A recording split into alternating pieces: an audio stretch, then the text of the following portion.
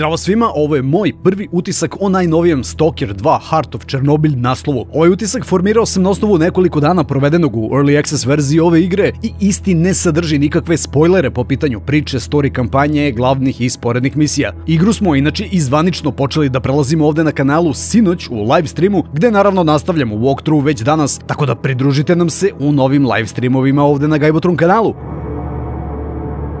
Ukrajinski developer GSC Game World punih 17 godina nakon prve igre iz ove franšize konačno izbacuje i ovaj nastavak. Stalker 2 spada u survival looter shooter podžanr sa izraženim elementima taktičkog pristupa igri i horror motivima koji dodatno podižu tenziju gameplaya.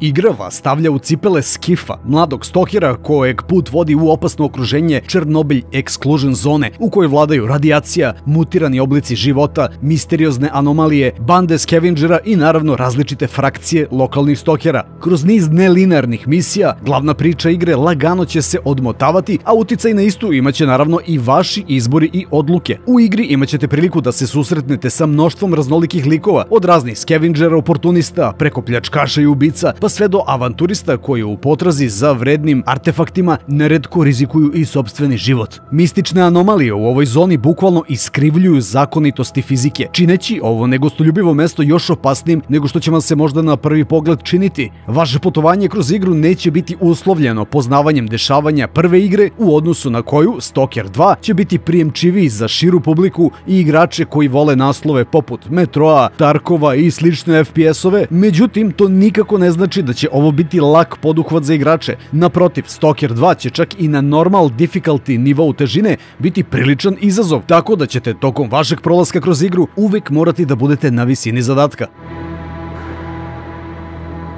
Ceo ekosistem iz prve igre ovde je nadograđen i znatno proširen, tako da će igrači sada na raspolaganju imati mapu od čak 60 kvadratnih kilometara izdeljenu u nekih 20 zona. Preživljavanje i istraživanje biće glavni elementi story kampanje, tokom koje će igrač morati da savlada kako fizičke, tako i psihološke izazove koje zona baca pred vas. Developeri u najavi navode da će prelazak isključivo glavnih misija u igri trajati između 30 i 40 sati gameplaya, dok će satnica potrebna za prelazak svih side questova lagano prelaziti čak 100 sati igranja. Za sve one koji su preorderovali igru, obezbeđen je i set jedinstvenih itema, ali iste nećete dobiti automatski na startu, već će biti potrebno da i njih locirate i pokupite negde na mapi. Za najskuplje preorder verzije igre rezervisan je i set dodatnih side questova.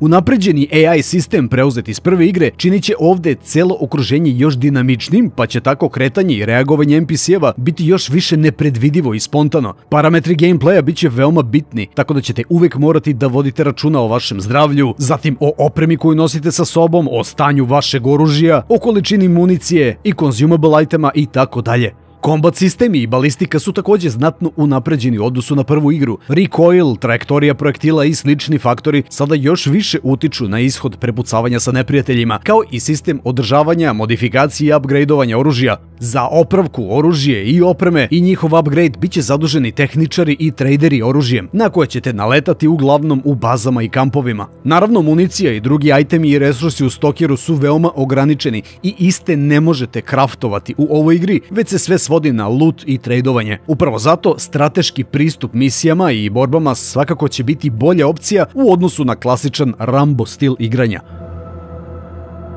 Mistične anomalije sa različitim uticajima na okruženje cele ove zone biće takođe ozbiljan faktor tokom gameplaya, te će vaš lični detektor i strategija biti vrlo važni u igri, ali rizik istraživanja ovakvih anomalija svakako će biti nagrađen retkim itemima i artefaktima, koji se između ostalog mogu iskoristiti za unapređenje samo karaktera igrača, njegove opreme, abilitija i slično. Ceo paket ove survival mehanike učinit će celo ovo iskustvo Stalker 2 autentičnim i imerzivnim. Kada je reč o glavnim NPC frakcijama u igri, ima ih 3 i svaka od njih nudi igraču specifične misije i regije za istraživanje, ali dobra reputacija sa jednom od frakcija uticaće direktno na odnos druge dve frakcije prema igraču, što može dodatno zakomplikovati vaš napredak kroz zone u igri. Sve ovo naravno podiže replay value ove igre, koju ćete moći na različite načine i po različitim scenarijima prolaziti iznova više puta.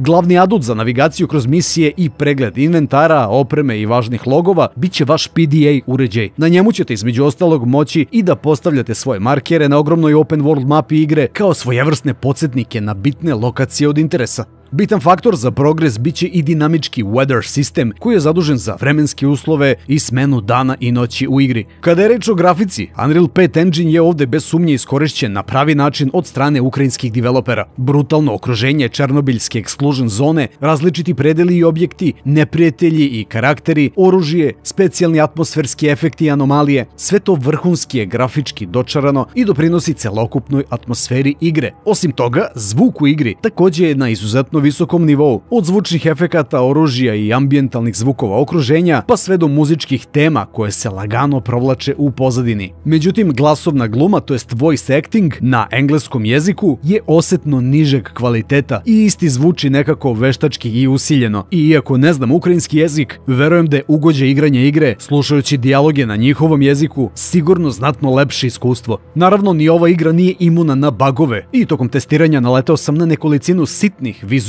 gličeva, kao i na jedan audio glitch koji se ponekad ponavlja, ali svi oni ne narušavaju u znatnoj meri moj sveukupni utisak o igri, a verujem i da će prvi set pečeva i update-ova rešiti iste vrlo brzo. Ako u obzir uzmemo činjenicu da je igru radio studio iz Ukrajine pre i tokom invazije Rusije na tu državu, što je ugrozilo ceo razvoj igre i pritom uticalo direktno na živote mnogih developera koji su bili primorani da svi zajedno presele kompletan razvoj ove igre u drugu državu, pravo je čudo da je Stalker 2 projekat uopšte i priveden kraju, a da pritom isti nije žrtvovao kvalitet i početnu ideju razvoja ovog naslova. Cela ova činjenica sama po sebi je za mene lično dovoljan razlog da se igra podrži kupovinom po punoj ceni na dan izlaska. Osvrnuo bih se i na jedan drugi aspekt ove igre, a to je naravno hardverska zahtevnost ove PC verzije. Kompleksna i raznovrsna grafika i prikaz ogromnog open world okruženja punog vizualnih efekata ima i svoju cenu. Naime, u 4K ovde na mojoj mašini, čiji opis imate dole u deskripciji, igra daje u proseku nekih 80 frejmova na maksimalnim grafičkim podešavanjima i uz DLSS Quality Upscale preset. DLSS Balanced preset će taj frame rate boostovati za dodatnih 10 do 12 FPS-a.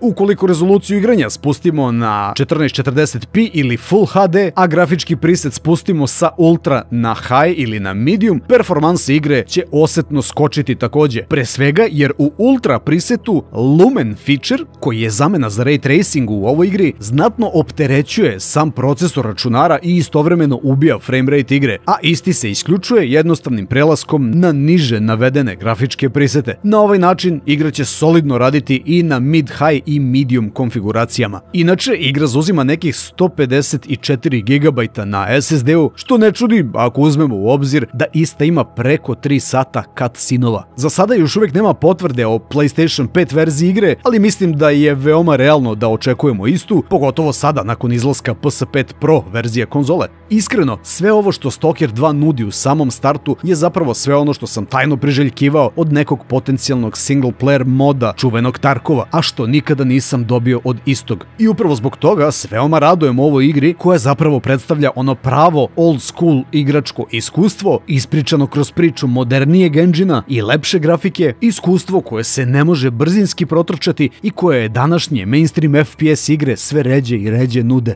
Bio je ovo moj prvi utisak o novom Stalker 2 Heart of Chernobyl naslovu. Prelazak cele ove igre u live streamu započeli smo ovde na kanalu juče i pozivam vas da nam se pridružite u narednim streamovima ove igre do samog njenog kraja. Obavezno kliknite na subscribe dugme i uključite sve notifikacije putem zvona kako bi bili u toku sa svim najavama i novostima ovde na kanalu. Linkovi za Gajbotron Instagram i Discord su dole u deskripciji. Hvala na gledanju i ovog utiska i vidimo se uskoro ovde na istom mestu.